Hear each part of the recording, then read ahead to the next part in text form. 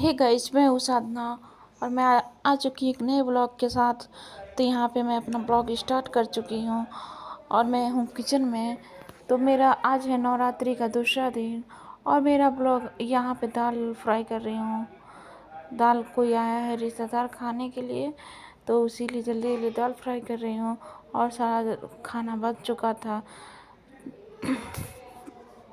तो मेरा ब्लॉग आपको अच्छा लगे तो मेरे ब्लॉग को लाइक शेयर सब्सक्राइब ज़रूर करें। आप न्यू हैं तो ज़रूर सब्सक्राइब करें मेरे ब्लॉग को। तो यहाँ पे बेटी के लिए आ चुका था झूला। तो इनके पापा झूला का सेटिंग कर रहे थे, उसको कस रहे थे। तो यहाँ पे बहनी सोई हुई है, बहनी के लिए खिलौना भी आया है। तो यहाँ पे बाबू भी है, बाबू का एक दोस्त भी है। तो ये लोग मिल के सेटिंग कर रहे हैं बहनी का, क्योंकि बहनी अब झूलने के लिए रो रही है। तो यहाँ पे देखिए मैं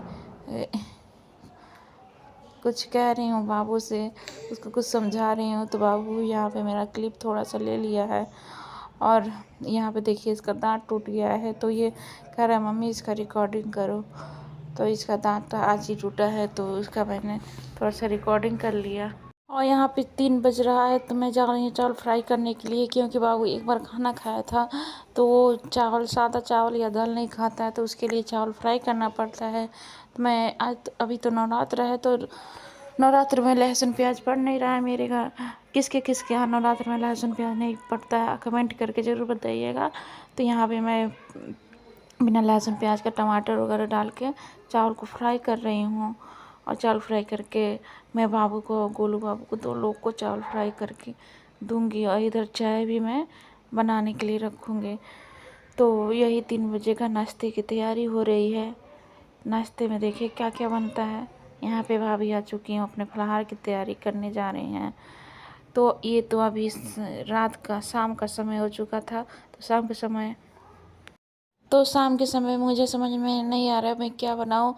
कई तरह की सब्ज़ी हो गई है, उसमें कुछ लोग व्रत थे, तो हमारे यहाँ कन्फ्यूजन होता है सब्ज़ी क्या बनाने, क्योंकि बच्चे लोग हरा सब्ज़ी खाता नहीं, कोई आलू सबके लिए चाहिए। और आलू में भी कई तरह का, कोई भुजिया खाता है, कोई मसाला वाला खाता है।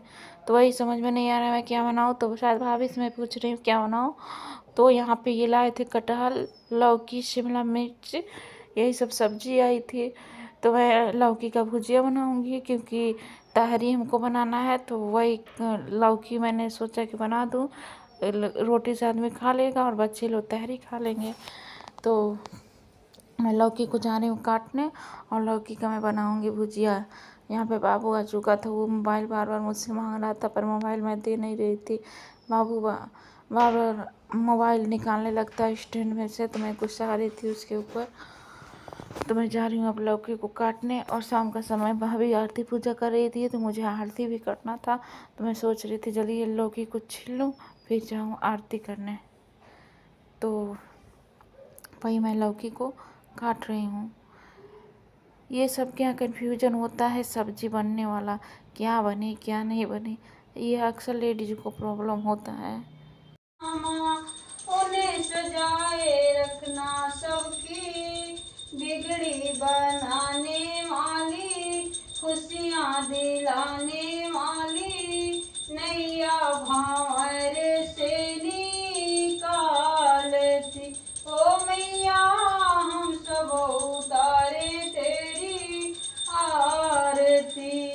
अम्बे तू है जगदम्बे काली, जय दुर्गे खप्पर वाली, तेरे ही गुण गाए भारती।